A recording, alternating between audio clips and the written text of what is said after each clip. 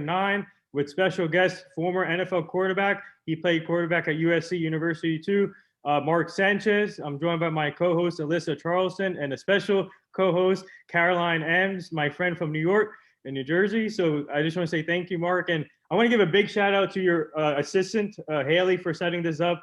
She gives a big shout out. But first of all, thank you for joining. This is truly an honor. And how are you and your family doing in this year of 2021? It's been a wild year, but we managed through it and been very fortunate, very blessed. I'll let Haley know what you said. Maybe not as nice as you said. We don't want her changing her hat size on me, but I'm excited to be here, and thank you guys for having me. No problem. So I'm gonna let Alyssa start off here first. Mark, I want to go back to your childhood, kind of from the very beginning. You were raised in Southern California, 2 brothers, both of you guys all played football. I'm curious about that upbringing. And I also heard that you were ball boy when Carson Palmer was at Margarita High School, I think. So Did you always grow up around football? Did that kind of compel you to want to improve, get better from there? Sure. If we're going back to the very beginning, my parents got together on this camping trip, and I'm just kidding. That's not funny. No.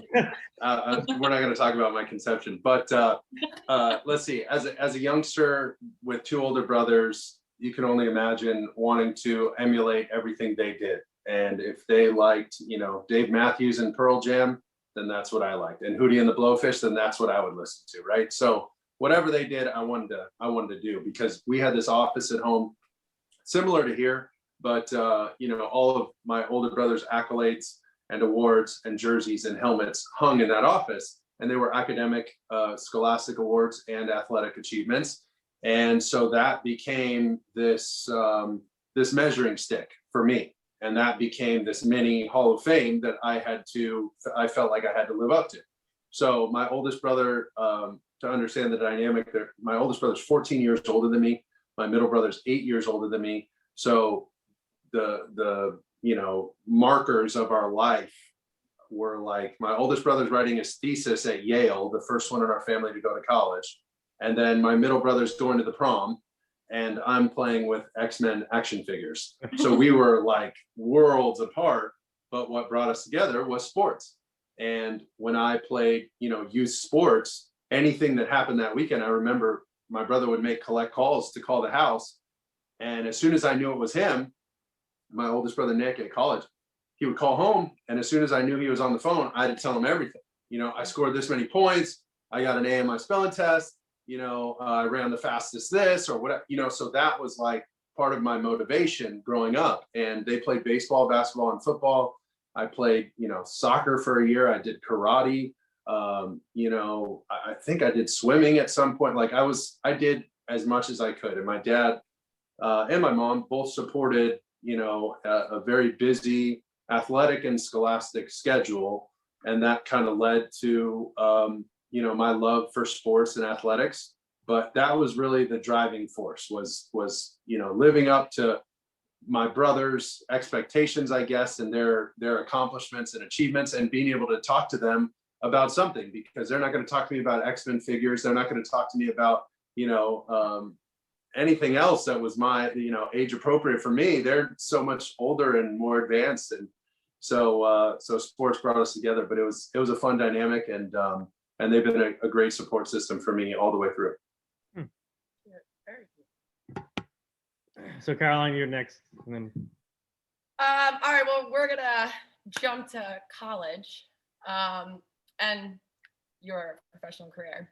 What was more meaningful to you, scoring 5 touchdowns in the 2009 Rose Bowl and becoming MVP, or bringing the Jets to 2 straight championship games? Bit of an either or. My least favorite. We do this on Get Up all the time with ESPN, and it is so hard. The producers hate me because I don't want to choose. God, that is tough. I feel like, I guess the best, my favorite podcasts are when people tell stories. So to get that 5th touchdown at USC in the Rose Bowl, we had this check at the line of scrimmage. We were in an empty formation and ran a lot of under center, not all shotgun back then. I think I only had like 3 snaps of shotgun, my entire last year of college, which is crazy nowadays looking at football. But we had this check that was kind of in the game plan all year and then got scrapped because no matter what, I would check to quarterback draw, even if it wasn't the right look. I just wanted to run the ball because I never get to run the ball. And down inside the 5-yard line, I was like, I want to score a rushing touchdown. We've never done it. So selfishly, I would just check to the run. And the call was any kind of shoe apparel brand. So we use Nike, Adidas, or Reebok or whatever. Well, midway through the year, Coach Sarkisian, who was our offense coordinator, was like, I'm taking this play out of the game plan because you can't execute it. All you want to do is run the ball. And if it's not good to run the ball, we have a great throw built in, but you keep yelling Nike at the line of scrimmage and screwing this thing up. So I'm taking it out. And so there was like a riff. We were pissed. I was pissed at him for a while. And then getting ready in our prep for the Rose Bowl, he said, all right, I'm resurrecting this play. I remember he called it. He said, we're just going to name this play Lazarus because it's coming back from the dead. If you screw this play up, I will pull you out of the game in front of 100,000 people and 1 million people watching on TV. I will pull your ass out of the game if you screw this up. Here's the look to run. Here's the look to throw. Are we clear? And I said, yes, we're clear. He said, crystal clear. I said, yes, we're clear. So we get in the game and I mean, holy shit, it's on. Boom, we get the look, Nike, Nike, Nike. We score the quarterback draw, and I'm just like fired up. This was like a dream come true. I remember hugging Sark on the sideline. So that was one of my favorite stories from that game. As far as those 2 championship runs, man, that I guess the only negative to something like that is that kind of sets your standard or your bar. And especially in New York, as you guys know, the Jersey natives, you know how that media market is. So you set that standard so high, and then anything less than that, and other than a Super Bowl appearance or a Super Bowl appearance and a victory, was just garbage, right? Like if you don't live up to that was the only negative from doing that your first 2 years. And you got to understand, I go Rose Bowl, victory, MVP, we kick ass my last year in school. Then those first 2 years in the NFL. So then my third year, we go 8-8. And it was like, we might as well went 0-16, like it was, and I would have, might as well have been benched all year. Like it was just the dumps and such a low point. So, gosh, I don't know what is more meaningful. Sheesh, they're both, I mean, right up there, but they both have their pros and cons. Yeah, great answer. We'll send this to Get Up as well. We'll send this to the Get Up producer. Yeah, we're gonna. Oh no. So speaking of Coach Sark, congrats to him getting the job at Texas now. He's going to do a great job there. And but I want to ask you, obviously you played at USC, a top team in the country in college football. So but take me back to your draft experience. Obviously you got drafted in 2009 to the New York Jets. And what was that like, waiting for your name to be called and finally getting your name called by Rex Ryan and the Jets front office? Yeah. What was interesting is Seattle told me literally the night before the draft. This is when the draft was in New York. I'm from California. So we fly 2 days before the draft to do this media blitz in New York, this whole car wash of all the shows and everything. So we do that the night before the draft. I fly home, okay? Not knowing I'm going to New York because we thought I was going to Seattle. Because Seattle says, if you're there at number 4 and teams 1 through 3 don't pick you, you're our guy. We're taking you. So I'm like, cool. I put my head on the pillow the night before the draft, like, all right, Seattle's the backstop. Worst case scenario, I'm only a couple hours away from home. Everybody can come to the game. I'm already planning my life in Seattle, right? Maybe I'll turn into a grunge rocker. Like, this could be awesome. And boom, we're sitting at Athletes First, my agency. We had it catered. We had family and friends, there ready to roll, watching on all the TVs, and the draft's going. And boom, with the 4th pick, the Seattle Seahawks take linebacker, Wake Forest, Aaron Curry. And I'm like, what just happened? So I like walk out of the room quietly, and I'm trying to keep it together because there's 75 people there. And it's a special day for everybody. I'm not trying to be in a sour mood and whatever. But at the same time, somebody told me something was going to happen and it didn't. So it ruined my expectations. And now I walk out of the room, and the only one brave enough to go in the room was my dad. And my dad walks in there and he's like, you know, giving me the, hey, we're so proud of you and don't worry about. And I'm like, you know, I don't want to hear that. Right? That's not, I appreciate it, Pop, but I'm good. And, you know, I'm sitting there just kind of commiserating with Dad and just being upset. And my phone rings. And you guys know from New Jersey, I get a 973. Yeah. I'm like, 973. I'm like, Dad, that's New Jersey. And I'm looking at the phone on the couch right next to me. And he's sitting in the chair across from me in my agent's office. So we'll pick it up. I was like, that's 973. That's New Jersey. I was like, maybe that's the Jets. And he goes, well, pick up the phone. Pick up the phone. It's Rex Ryan and Mike Tannenbaum. Hey, you ready to be a Jet? You know, you're our quarterback. Da, da, da. I'm like, what just happened? You guys were picking like 15 or 16 or 17. Said, yeah, trust me. And I hear Tannenbaum in the background. You know, yeah, we gave up the farm to get you. So, Oh, wow. it was a really, really exciting experience. That whole draft process was, it's stressful. It's exciting. It's stressful. I also swore to my parents and promised them that I would finish school. So I was finishing school and doing like double day workouts and prepping for draft interviews. On my pro day, I had a group presentation and I was the group leader. And we did everything alphabetically by last name. And I went in the week before to talk to the teacher to say, hey, is there any way we can go first? I have a pro day at noon and our class ends at like 11:50. Yeah. And I'm trying to explain to the lady who has no clue about football. This is like a communication presentation. And it's fine because usually, you know, sometimes you get like the teachers that are cool and fans of football and, you know, they give you a little extension on something, or they say, hey, you know, the whole class gets an extension thanks to so-and-so. Whatever, like great win against Notre Dame or whatever, right? Those kind of things happen. It's college. People are human. People are fans. It's awesome. This lady would not budge. She just hit me with a hard no compromise, non-starter. Just you're presenting at 11:15 or whatever. I'm like, damn. So we give our presentation. Boom. Like as we're getting clapped for, and she's about to give us our feedback. I'm like, I'm gone. It's 11:55. My pro day starts at noon. So I'm sprinting to the facility, literally throw off my clothes, leave them in the locker room, like in the middle of the locker room, have my cleats and stuff. I went in early to get all my stuff ready to roll, sprint out to the field, everybody's starting their warm up, all that kind of stuff, starting to run the 40s, the you know, stuff. And I got to throw like fast.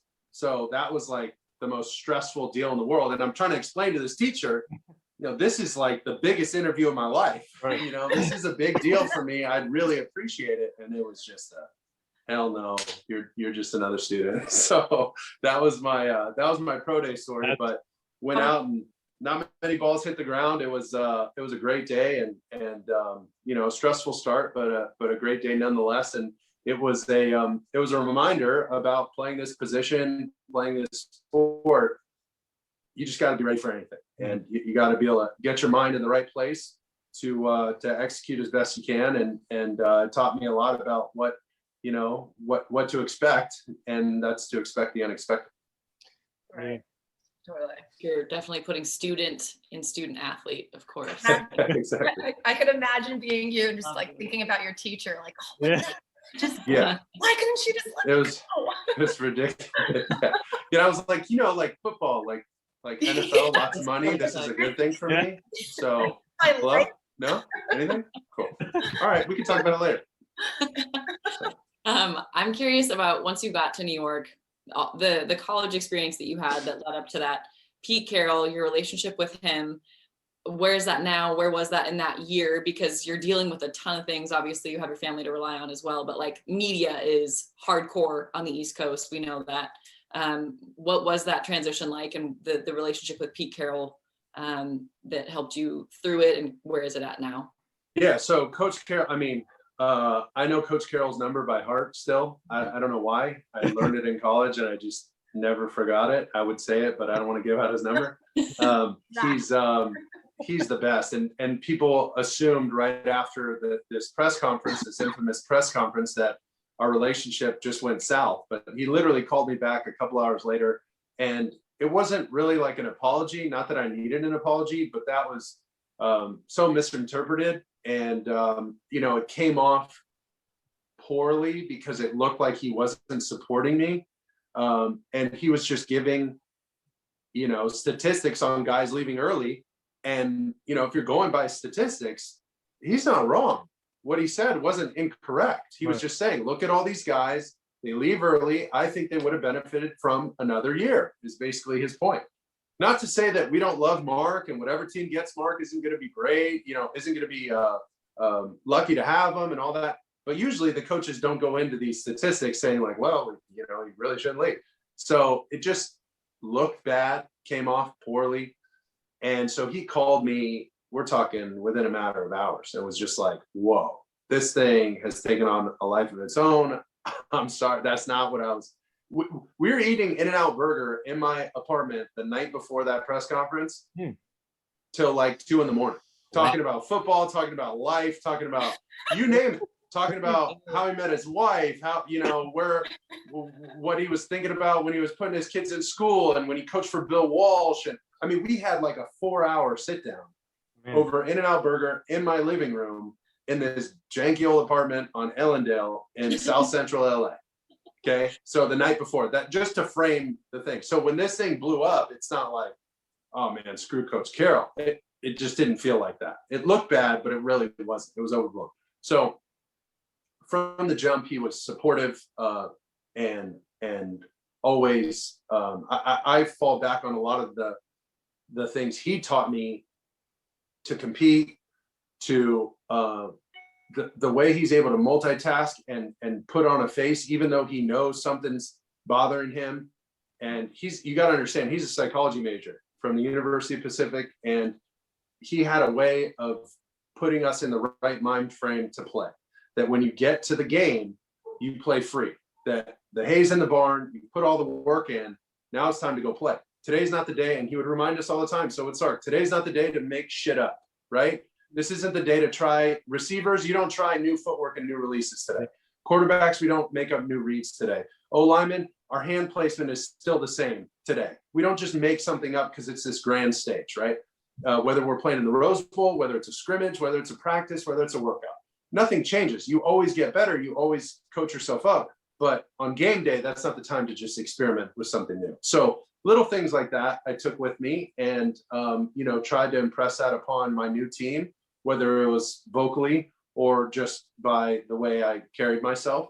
And then that rookie year, man, it was like a lifetime of emotions. I remember, the first 3 games, we start red hot. We're 3-0.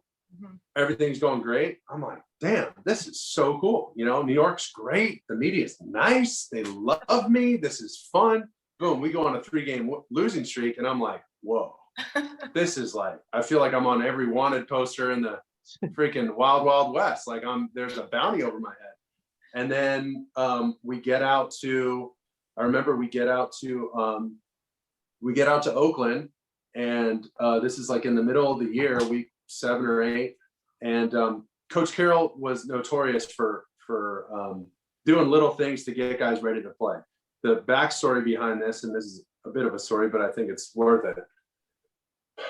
I was obsessed with Carson Palmer. I was his ball boy. You mentioned it in high school. I feel like he's God's gift to football, and I just had him on this pedestal, and he was the best thing ever, right? Well, he went to SC. He ran some of the same offensive stuff with Norm Chow that we were running. I play for 3 games. I go in for John David Booty my second to last year. My final year, I'm getting ready to start, and Coach Carroll is on me about taking over, like assuming command, taking over, being the guy, and asserting myself as a leader of the team. And so he had to psychologically get me in that place. And what he did was he spliced this tape together with our film director, and he basically had plays that I ran the year before for my 3 starts that Carson ran all through his career. And it was a Carson play and a me play, a Carson play and a me play. And it was about anywhere from 12 to 15 plays, but it was roll out to the left, throw back to your right, drop back, play action, throw a deep post. Boom. Carson does it, then I do it. Scramble and get a first down. Carson does it, then I do it. And so he stops the tape at the end and he's like, do you see what I'm getting at here? And I'm like, yeah, we're running the same offense. That's pretty cool. Like, I'm running the same system as Carson Palmer. Like, this is great. And he's just like, he's like, all right, you're doing the same stuff as him, right? Like, the skills are there.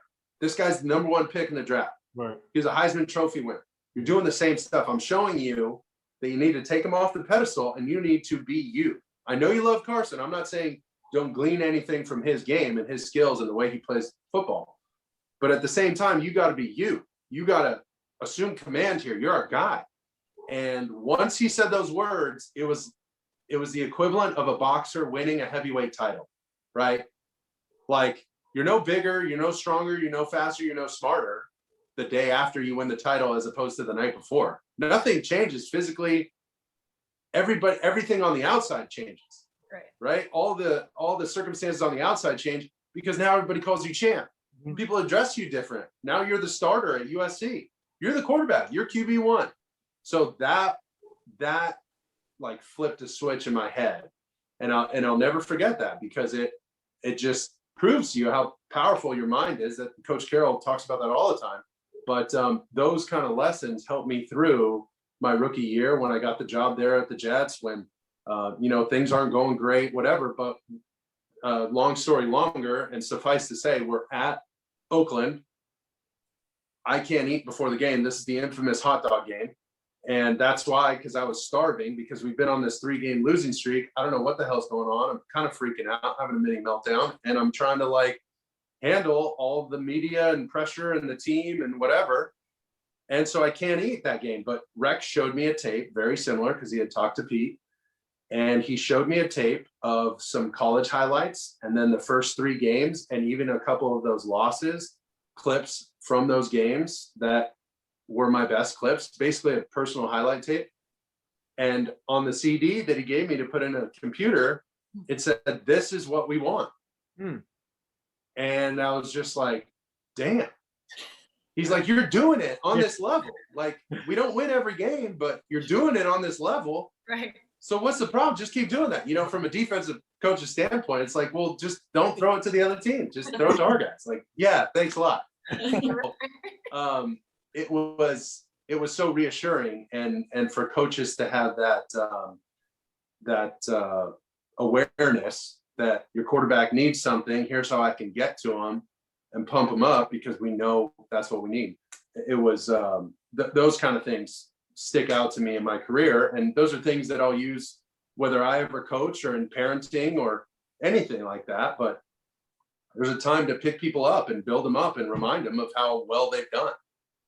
And so those were 2 things that stick out. And then obviously we go on, we beat the brakes off the Raiders, and I'm there about to die and pass out on the sidelines because I'm so damn hungry. So that's where the hot dog thing came from. But yeah. Wow. Perfect fuel. Yeah. So I'm actually going to bring up Rex and Pete. So you played for both Rex and Pete Carroll. But I want to know, you've also played against some amazing coaches, such as Joe Paterno. What opposing coach impressed you the most, both in football and as a man? Bill Belichick. I mean, it's probably hands down. We played him twice a year, and man, after playing him once, you just knew, because we beat him at home the very first time we played him. The next time we went up there, and I think I put Lee Bodden in the Pro Bowl because I threw him like 3 picks and one of them for an interception for a touchdown.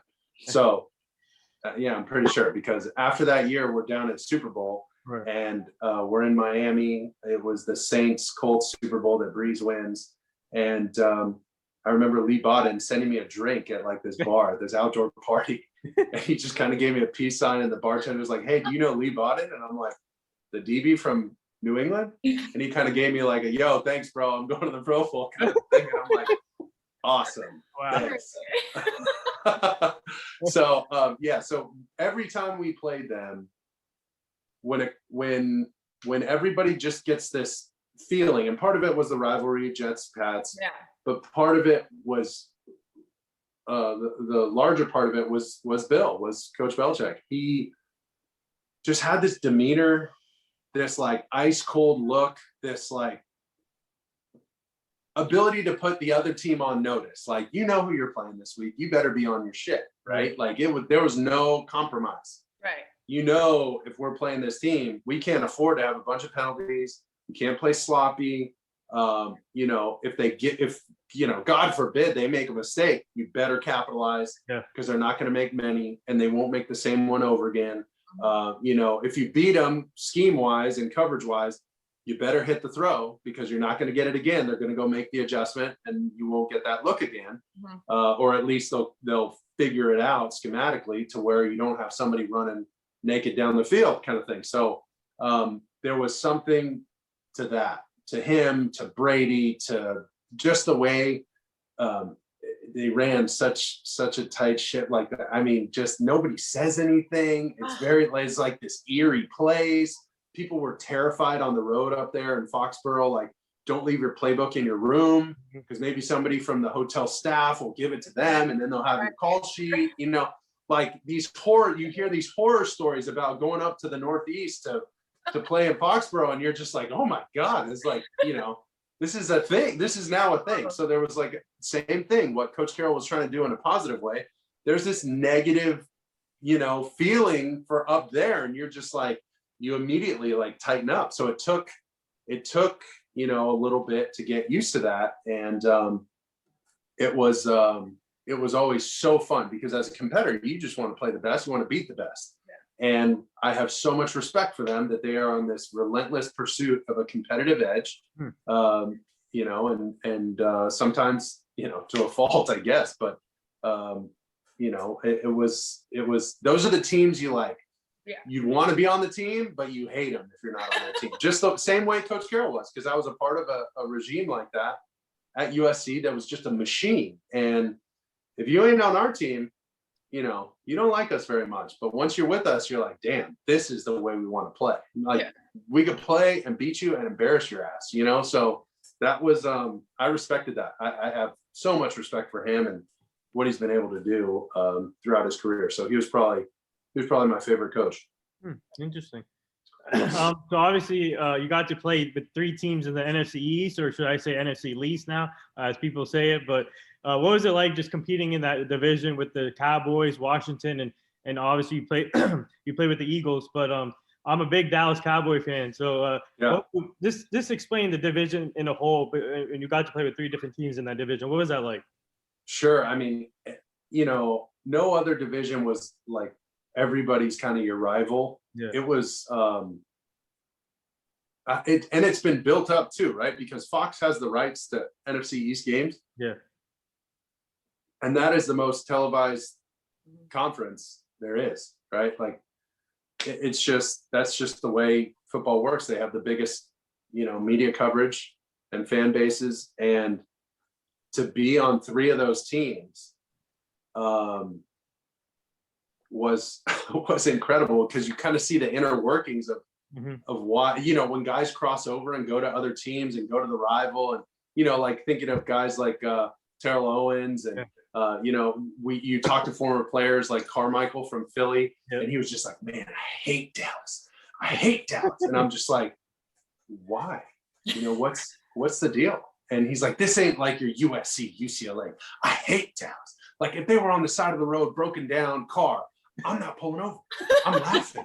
You know, and I'm like, damn. Like, I didn't know it was that serious. Like, this is more than just the field. Like, you actually don't like people from Dallas, or what's the deal?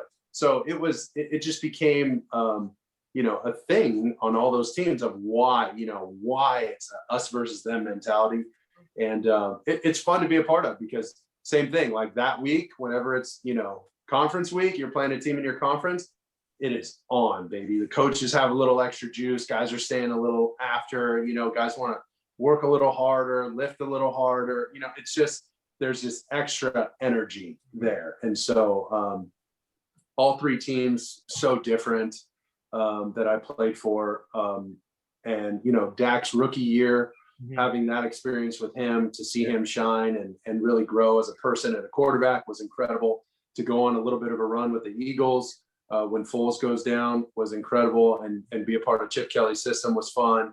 And then in Washington, you know, Alex Smith goes down, who I just had on our podcast on Fourth and Forever. Yeah. Unbelievable dude. Yeah, amazing story. If you ever get Alex Smith, he's one of the best interviews. I'm working on it. One of the best interviews. I'm sure if you DM him 9,000 times, he'll answer. But he was incredible. And then so he goes down, Colt goes in, and I remember going in on Monday Night Football. I'd been there all of 10 days. And Kevin O'Connell, who was one of our backup quarterbacks in New York, puts the headset on so he can talk to me in the helmet. He's talking to me and the coach, the quarterback, instead of Jay Gruden, because Kevin can kind of say, you know, hey, this play is just like, you know, it's our flood concept, just like Flutie that we used to call in New York with Shoddy. And so I'm like, oh, okay, got it. And we're like breaking the huddle, going to the line, trying to beat the Eagles on Monday night. And I'm in DC, right? So my favorite story there is, I mean, this is the NFL. This is Monday Night Football, one of the biggest stages in the world. And I don't know anybody's names. I don't know. I mean, we're just trying to figure stuff out. Guys are dropping like flies. We got injuries across the board. The offensive line unit, poor Coach Callahan, who was with us with the New York Jets. My rookie year, he was our offensive line coach, but he coached that offensive line to, I think, one of the top 5 rushing attacks in NFL history with Thomas Jones and Sean Green and that offensive line we had. So he's, you know, more than a capable coach, and he's in DC with us. And I'll never forget how upset he got after. It's funny now, at the time it sucked, but we're at the line of scrimmage. We move somebody to guard, who I eventually find out his name is Ty Nasecki, who's never played guard. I didn't know that. And I'm trying to get the snap, and it's loud, so we're doing a silent cadence. So I'm like clapping and lifting my leg to get the ball. And the guard's not turning around to tap the center to let him know to hike me the ball. And I'm like, yo, 76, hey, screaming at him. And I didn't know his name. So I have to burn a timeout, and the sideline just erupts. Everybody, what the, oh, gee, you know, what are we doing? Look like a JV football team. You know, everybody's pissed, right? So we're walking back to the sideline, and I'm like, yo, 76. He's like, it's Ty. I was like, hey, what's up, Ty? I'm Mark. So you got to tap the center, and then the center, Chase Rouillet, he's going to snap me the ball. And he's like, oh, okay. I'm like, all right, cool. And he's like, sorry, man, I never played guard before. And I'm like, oh, sorry, dude, I just got here 10 days ago. Like, so all that happens during a commercial, and then we go back out and play. I mean, it was like, you can't write that in a Hollywood script. It was so funny. But yeah, that was kind of my experience at DC. Oh my. That is hilarious. It's so funny to know, like, even though it is the NFL, like that stuff still happens. Oh, yeah. I mean, it happens. It happens. Yeah. I want to know, just because college is a very different game than the NFL, and I don't think people realize it until you get to see it in person. You really don't even know until you see it on the field, the speed and like the aggression. I want to know some of the scariest defensive linemen to go up against. Was it real? Like the trash talk, do people, I just imagine some of these defensive linemen, the crazies, like dreaming about getting after people.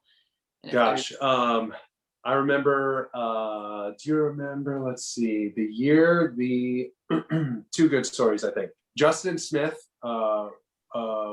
defensive lineman for San Francisco. He was one of the toughest, meanest, dirtiest, grittiest dudes I've ever seen play. And when it comes up on film, like, you know, in person, it's hard to see some of those things on film unless it like jumps out. But when it jumps out on film, you know, like, you talk to your guards and your center, and they're like, damn, dog, this dude, he done quit. And so I remember going into that game like, ooh, this guy's a beast. And kind of like peeking over at warm-ups, like watching him do his thing. And I'm like, all right, well, we got to be quick today, boys. Let's go. Feet don't fail me now. Kind of talk to myself like, all right, as fast as we can go. And all right, cool. Like, let's do this. Like, get myself psyched out for the game. Well, we had either it was a fumbled exchange, or I'm running and the ball pops out, or I start to scramble or something. But I literally, I don't remember what guys are saying while you're running. And I literally remember Justin Smith go, kill him, kill him. I was like, damn, bro. Oh my I was like, how about just tackle him? Like, why do we gotta kill people? So it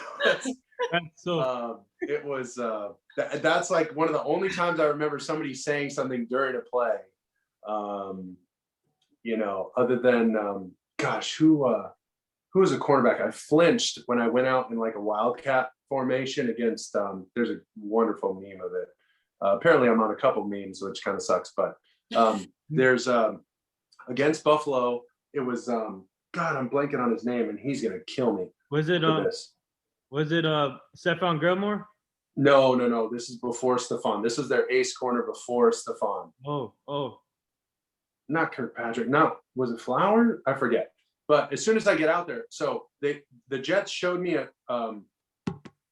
clip from the year before of Brett Favre running out there in Wildcat. They snapped the ball to Thomas Jones directly from the center, and Brett Favre goes and lines up at receiver.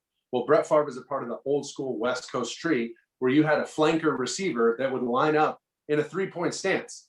Okay. So Brett Favre goes out there and is joking around during a game because he's funny and puts his hand in the ground and the corner just flattens his ass, like just smacks him for no reason. I mean, he's not near the play. It's just like whatever. Yeah. But they're like, when you go out there, protect yourself. Don't be a jackass. Okay.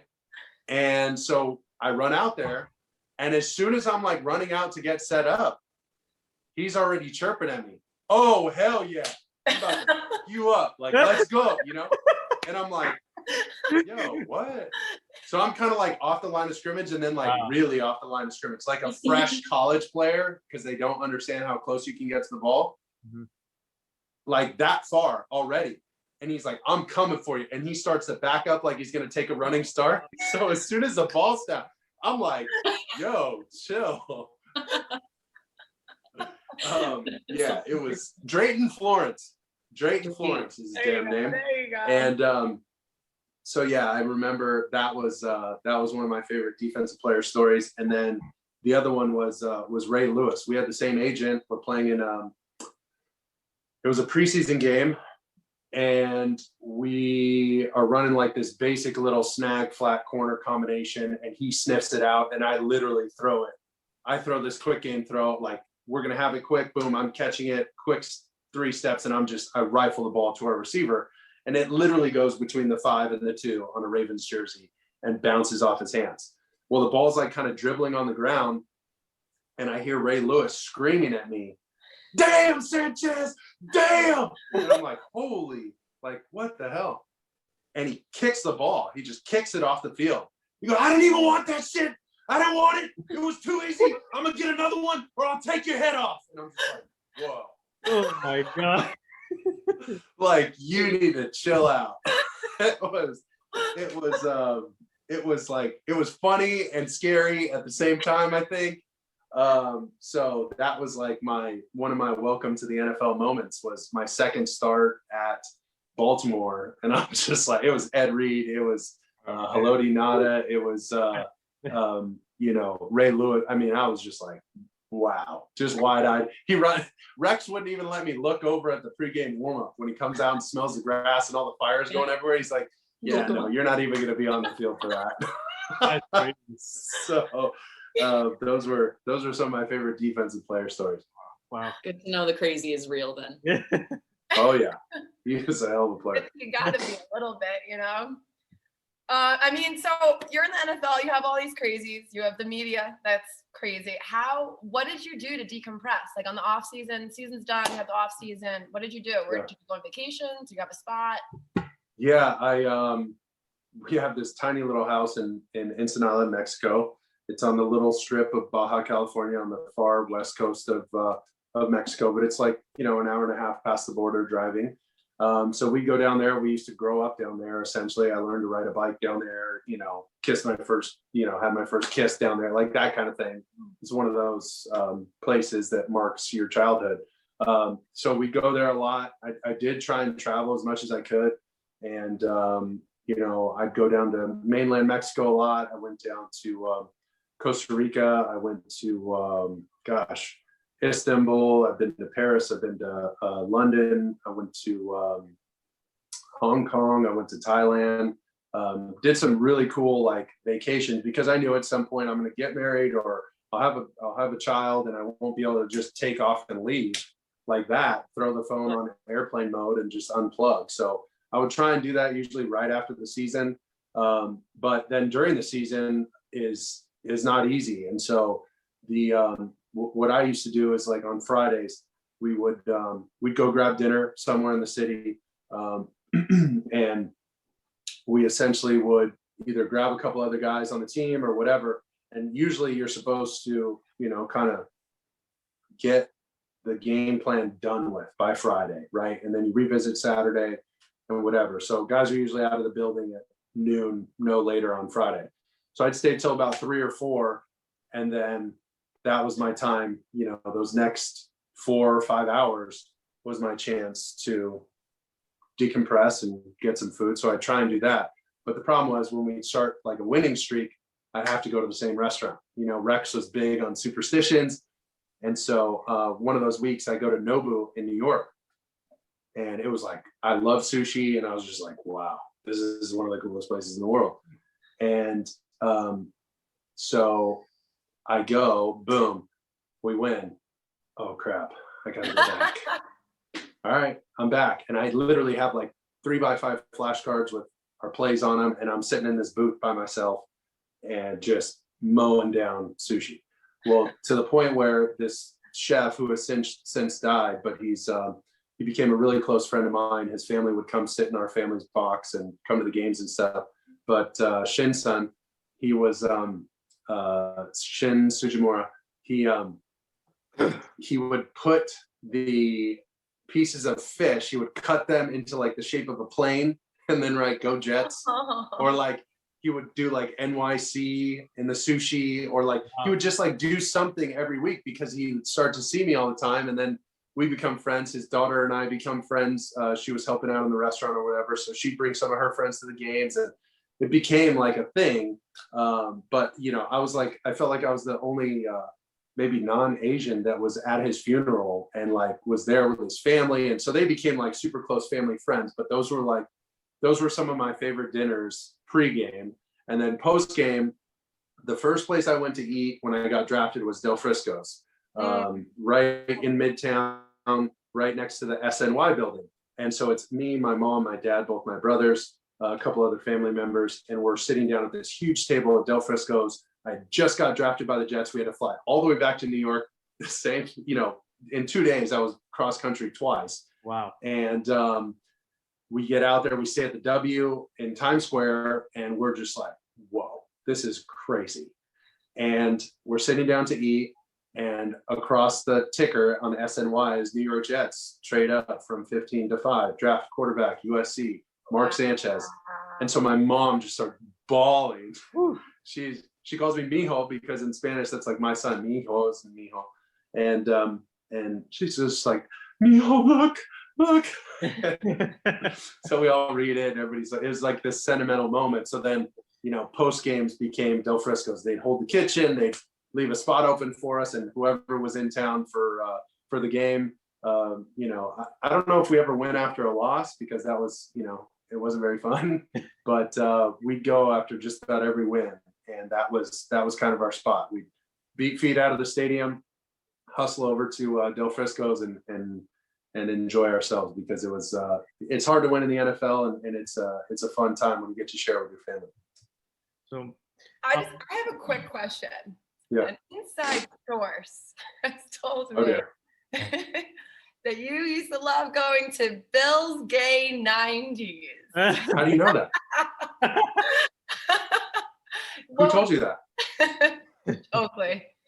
So Oakley said that? Yeah, I was just on the phone with him this morning. He's like he my would best give friend. up my spot. Okay, so this is so the Bill's Gay 90s referred to the 1890s, which is obviously a time period, but a decade, in which they call them the Gay 90s. Well, this is like a throwback bar. It's kind of like a time warp when you go in there. I think now it's just called Bill's Food and Drink or something like that. But it was, God, what was it? 77 West 70th, something like that. I forget. But it was it was this piano bar. And so obviously now, like, people know publicly because of The Masked Singer. I got my baby alien over there. Yeah, we'll get to that later. So that I'm like a karaoke fiend. Like, I love it. I think it's the best, so much fun. Even when people like suck at singing, I still think it's really fun.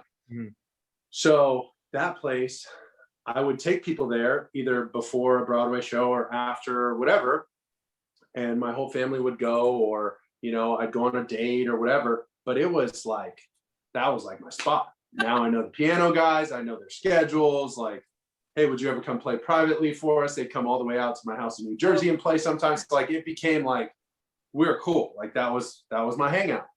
And so I would perform in there all the time. And nobody cared. It was a place where I could go and I wasn't anybody.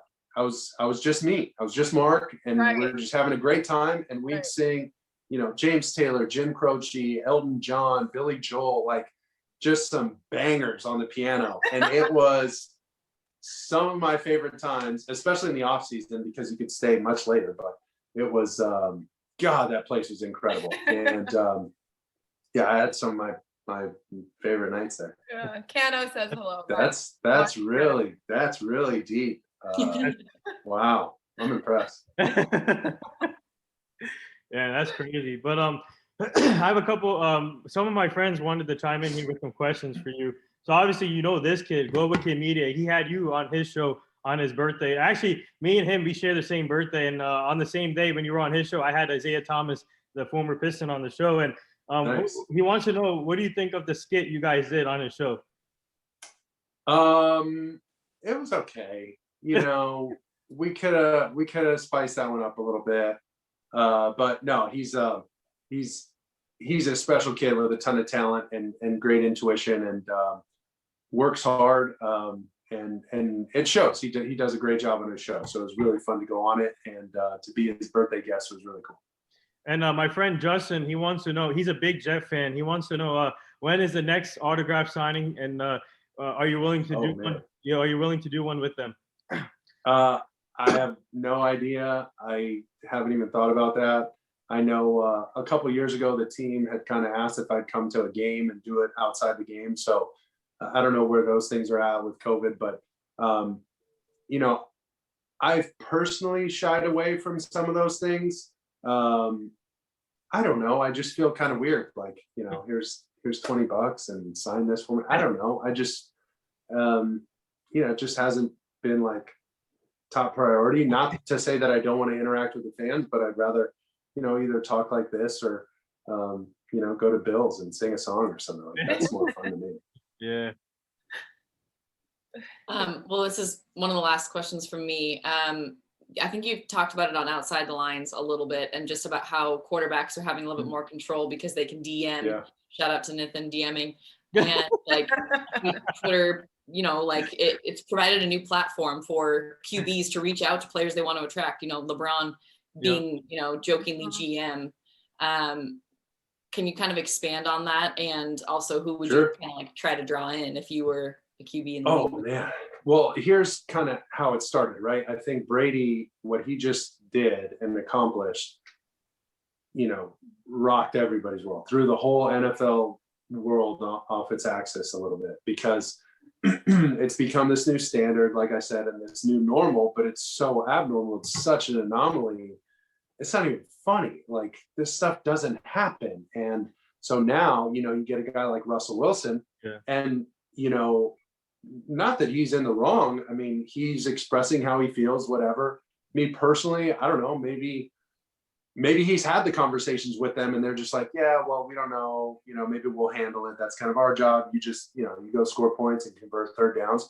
That could be the situation. I don't know. I'm not privy to that information, nor do I care. It's none of my business. But some players, you know, see what's happened, and now it's like, I mean, Russell Wilson, I guarantee, is watching Antonio Brown catch touchdowns, and he's like, I wanted that guy. I wanted him here.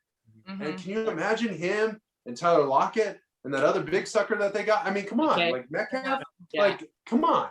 So he's probably like, that probably pissed him off. And it sounds like it did. And I don't think he meant it with malicious intent on Dan Patrick's show, but he's just kind of like, I want to rubber stamp these guys. I want to, cement, he even said it, cement his legacy. So there's a personal drive there to just like Tom Brady did this year, cementing his legacy even further. I don't know what else he has to do.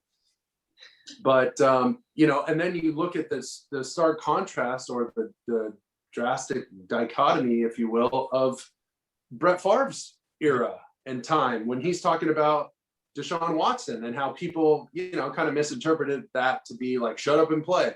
I don't think he was saying shut up and play.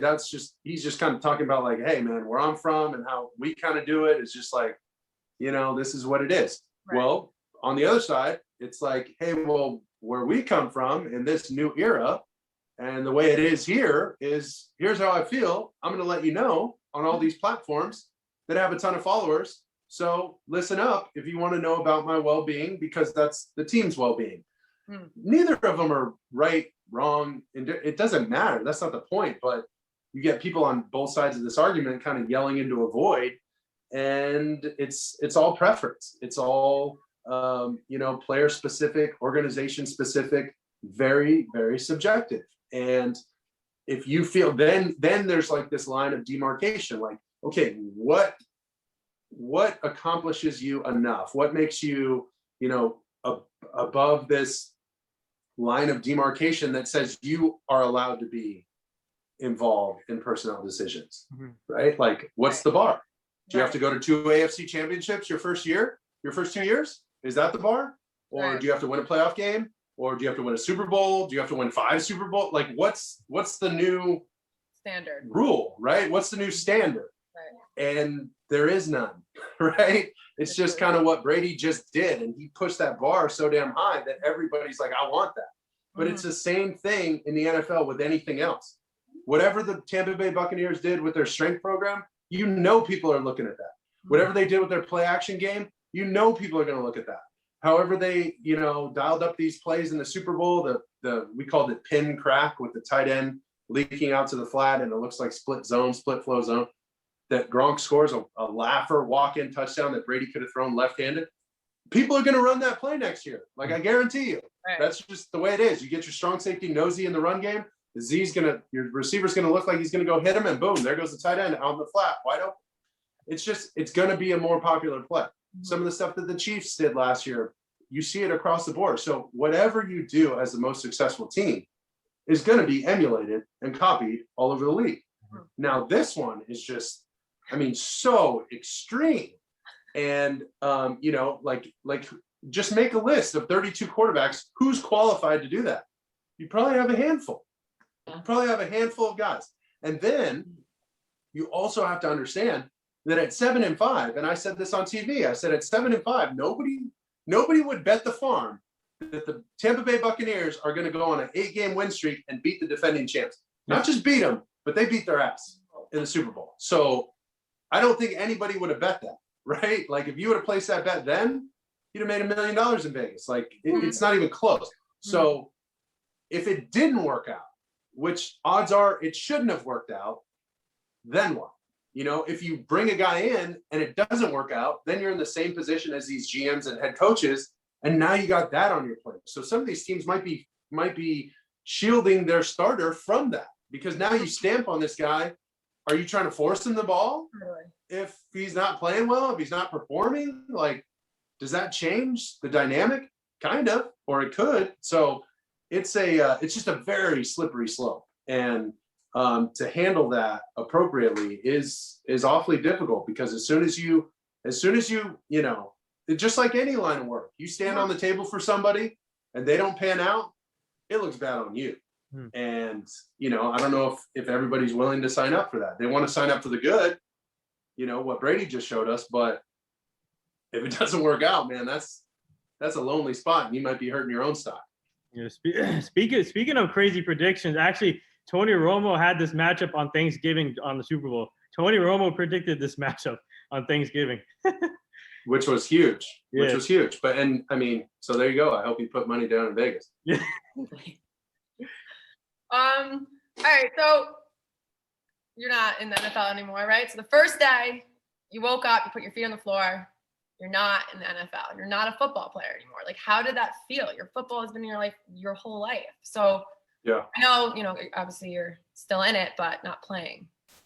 It's a really good question. I'm thankful that I had some opportunities with television and broadcasting. I'm glad I went to that broadcasting boot camp, and I wish I would have gone sooner. I think any younger NFL player that watches this, I would go to that boot camp as soon as it's back running, because it taught me so much about the media in general that would have, saved me maybe back in New York a little bit. Just having these hard feelings towards people that, are doing their job. You just kind of like, it rubs you the wrong way. They got a job to do, you got a job to do, and it's just kind of a weird dynamic.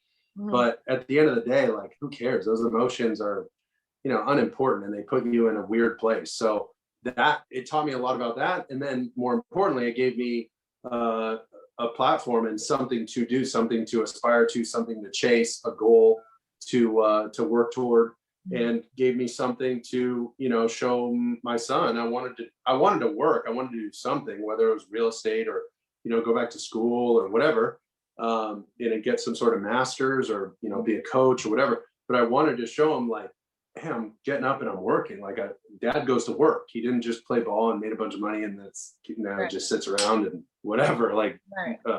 relives the glory days or something. Like, you gotta move on and turn the page. Right. And so this, and I've seen plenty of guys who go through it and don't have that outlet, and you're kind of stuck, right? The idle mind is the workshop of the devil. Oh, So that's my father's it's just like, so you gotta stay engaged. And this was something that made sense for me. I'm fresh off of playing. And then I got an opportunity with ESPN and ABC to do college football, which was like not even close to on my radar. So for the 6 weeks leading into that college football season, I mean, when I was playing, it was the Pac-10, not the Pac-12, and we still had a Big East conference. So now that's gone, and I'm like trying to figure out all these bowl games and teams and coaches and some of the rule changes. And I'm like drinking, college football knowledge through a fire hose for 6 weeks to try and get ready for this first game on ABC. And it was a ton of work, but it put me in a place where, just like in football, you're working towards a lofty, lofty goal. You got a lot of work to put in. And then, what's crazy in TV, they just like throw you out there. You're just on a nationally broadcasted show. And it's just like, there you go. And somebody's in your ear talking to you while you're talking. So I guess as a quarterback, I had a little experience with that, with the offensive coordinator and talking to the team in the huddle. But I mean, for somebody who's never done that, like, that is not easy. And you're so tight. I remember Bill Graff, one of the best guys at ESPN. He's since retired, but he came in after our first segment and he goes, "Yeah, Mark, you're doing great. Loved your comment on Clemson. That was great. Oh my God. Just need you to project a little more. Okay, just need you to project." And I'm like, "So be louder?" And he goes, louder no. Thinking more, just project." And I'm like, "Okay, you can't just say it twice. Like, now I understand. I still don't know what that means." He goes, "Just give it a little more. And boom, they're in my ear. In 5, 4. And you're like, what? That's great. And I'm like, "So should I just move the mic? What am I doing? Is this projecting? Hello?" 5. Screaming. So I think, and the idea was, it was almost like I didn't have command of my voice. Like I was just like not in charge, like it didn't come from like your belly. Like, and it reminded me when you get up to the line of scrimmage, you see quarterbacks go up and they point out somebody on the defense, and Mike 55, whatever. And Jason Garrett used to remind us, and it's true, as the quarterback, like that sets up everything. Before you go through your cadence, that sets up everything. That's the starting point. And even if you're wrong in the starting point, you got to say it with conviction. Like, it is just a gold standard, and it by heart, and this is what's happening. Because even if we're all on the wrong page, we can figure it out. But that mic point has to be just a declaration that that doesn't waver, right? That is just solid. And so he would remind you, like, it's got to come from your belly, man. You got to mean it. You got, it's just got to be serious. And the guys got to know. You got to convey to the guys, like, hey, man, I know what I'm doing. This is where we're going. Boom, Mike 55. Yeah. 50, no church mice out here. Coach would yell, hey, start over. No secrets, okay, please. Let's tell everybody what's going on, So it took me there from my playing days. And so that's kind of where you develop those skills to master your voice and your voice inflection and what you want to convey. But it was a heck of a transition. I'm thankful for the opportunity that I received because like I said, when you don't have something to fall back on, it's dangerous, and a lot of guys fall into that trap. Mm-hmm. So it's crazy how loud. Sorry, it's crazy how loud sports anchors are, like on the set. Like it's not like faking it, but you have to be like to show up on camera. That like energetic excitement, like that's right. Loud. That's funny. So it's safe to say, were you freaked out more the first day you interviewed, first day as a reporter, or first day playing an NFL game? Ooh, I think a little more as a broadcaster, only because you never done it. Yeah. At some point in the NFL, you're like, dude, you get to this place, like, yeah, it's a really good team. Yeah, they have this on defense. Yeah, they got both. But we have this, that, and the other. And I've been doing this a long time, man. And this is a really fun game. This is a kid's game that we get to play. And this is awesome. You get to that place. But in TV, I'm like, I mean, I've done like group presentations, but now like this is something else. So it was a little nerve-wracking. And then it feels like the emotional output, you're like drained. After the first day I did it, I was just like wiped out, like, whoa, what just happened? And I'm just thankful I've had Kevin Nagandi, Jonathan Vilma, Booger McFarland, like some incredible teammates on TV. And I mean, Kevin's like freaking Jason Kidd, Magic Johnson, just like sets you up perfectly with the alley-oop, and you just slam dunk it. And it's like, God, that felt good. And then you just look at Kev, like he'll remind you before the segment, hey, he'll ask, where do you want to go with this? And, I'm kind of thinking here, but mostly it's about his footwork and his release. And boom, he'll just tee you up with like his way of pulling that back out of you. And then if you don't give what you said in the break, Kev has this unique ability, and he'll be like, it was interesting you say that, because you even talked about something with his footwork, and it almost like reminds you. Like, oh yeah, Kev, you're right, because he's not an overstrider. Look at the way he finishes these throws. He's on balance. He's on platform consistently, and that's what makes him deadly accurate. And then Kev just will kind of give you a nod, like, boom, if you forget, like he'll pull it out of you. And we get to the next break, and I'm like, damn, dude, sorry, I was like pulling teeth. And he goes, no problem, brother, I got you. And I was just like, dude, this guy is smooth, man. He's awesome. Yeah, I actually had Kevin Nagandi on the show last year, and it was an honor talking to him. He's the best, dude. Yeah. He's the best. But huge Philly fan. All he wants to talk about. I don't have respect for that one, but I respect him as an analyst, but not when it comes to Philly people. But a couple more things here. The first one is we're part of the Hugh Jackson Foundation, and I'm going to send you the page so you can check it out. We're trying to help them prevent human trafficking and making sure these kids stay safe and making sure the community stays safe. And we're ambassadors for them, and we're really grateful to help out Coach Hugh Jackson, obviously former NFL coach, but trying to come back into the league.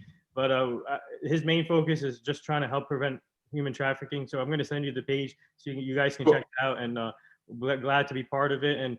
But I want to ask you about your experience on the Max Singer show.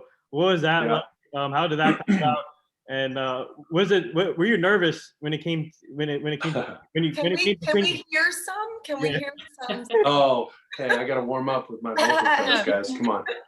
This is no longer just piano bar in New York. Okay? This is I'm at a certain level now. You're like up there. No, I'm just kidding.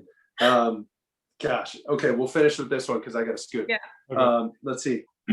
So I got the call about the Masked Singer 2 seasons ago, so Masked Singer 3, and I couldn't do it just schedule-wise, so we punted on it, and they said they'd circle back. They end up circling back.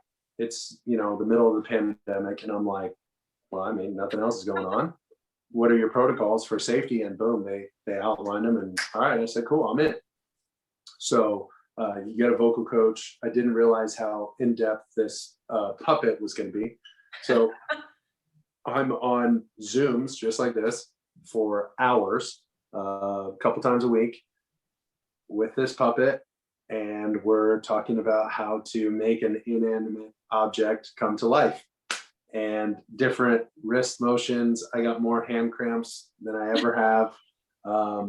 He would remind me, he was on like Crank Yankers. He did a bunch of stuff with Muppets and Sesame Street, and he's got a ton of experience with all this stuff. But taught me a couple things on, different, viewpoint markers for the animal, how to calibrate his face, because I can only go left like a certain amount, right, with my wrist, but I can go all the way right and almost turn around. So like this is far right, this is middle, and that's about as far left as I can go without moving my arm like this. And he's like, so you need to understand that within the spaceship, so every time you get in, we have the same routine. And it was like so in depth, and I was like, damn. But then it just became like your checklist, just like when you get up to the line of scrimmage, boom, I'm identifying the mic, what's the front, what are my safeties doing, here are my corners, okay, great, motion, shifts, whatever. Yeah. So I had a process, I had a formula, and that helped me a lot, because to get in the right frame to sing, that was a whole different animal. Then we had the choreography, a whole different animal. And then at some point you got to put the whole thing together. And that was a couple months of studying my butt off, sonos in my house, singing with a weighted vest on because that outfit was so heavy. Wow. Running up and down the stairs a couple times because you do a couple of the choreographed numbers and you're a little winded, and then you got to sing, and singing is all about your air and your diaphragm. And I'm just like, damn, this is like intense. So I'm so thankful for Keith, who's he was kind of like the handler. He was in charge of our unit essentially. But what's crazy is you don't know anybody else on the show. Mm-hmm. You talk to your 4 or 5 people, and that's it. That was Keith, the public puppeteering coach, the vocal coach, the choreographer, and nobody else. Mm-hmm. You wear like a full covered mask, no skin showing when you show up, in and out. The Uber, the drivers change consistently, so you don't get the same one. It was like Fort Knox, top-notch security. It was crazy. So I just remember after my second performance, I'm like, I think I nailed it. I think I did great. And I'm waiting for Tamara to come in, who was our vocal coach, as I'm getting off the space suit, whatever, the spaceship. And she's got this huge smile on her face. And she's like, that was awesome. You nailed it. That's exactly what we're working on. Boom. We're like high-fiving and hugging and just fired up. And then as I'm walking out with all my covered garb, I see Seahorse walk on, who ends up being, who's the Christian singer, Tori Kelly. Oh, she's great. So I didn't know, I had no clue at the time who it was, but I just see her going up on stage, and you don't see any other costumes, you don't see anything. So I see like this extravagant like Seahorse. I'm like, damn, that's a cool costume. And then she goes on stage, and something happened where we were kind of in the same place for too long for them, because you never cross over with anyone. I'm not even supposed to see anybody else, let alone hear them start to perform. And she goes on and starts singing My Heart Will Go On by Celine Dion. And I'm like, you got to understand, I'm feeling great. Feeling good. Then she Tori Kelly has right back down to earth. Yeah. She's just got pipes, right? Yeah, pipes. And belts out this song. And I'm like, I just look at Keith and I'm like, bro, what is that? And he goes, what's wrong? And I said, dude, that's Celine Dion. And he goes, it's not Celine Dion. And I was like, okay, then who is it? And he's like, I can't tell you that. And I'm like, King, that's a real singer. I'm not a real singer. I'm a ball player. He goes, dude, you did great. You heard Tamara. What? And I'm like, man. And he's like, listen, a lot of people aren't touring right now. It's COVID. And I'm like, oh, I didn't even think about that. Wow. Like, this is the worst time. That is crazy. You're like, wait, there's singers? Yeah, exactly. I'm like, I thought, we're just getting, I don't know. All professional. But that was one of my favorite moments because it was so humbling, and it gave me so much more respect for singers, because I was like, I remember telling the vocal coach, listen, I'm not, I ain't Whitney Houston, I ain't Christina Aguilera, but you just got to get me to the best of my range. Like, just get me there and I'm cool. Like, that's all I can do is max out what I can. And she's like, I love that attitude. We'll get it out of you. And so it was really funny, but that was a total reality check. Real quick, before we wrap this up, would you like to say anything to all the nurses, doctors, and essential workers? And would you like to promote your podcast on here too? Yes. So our podcast is Fourth and Forever.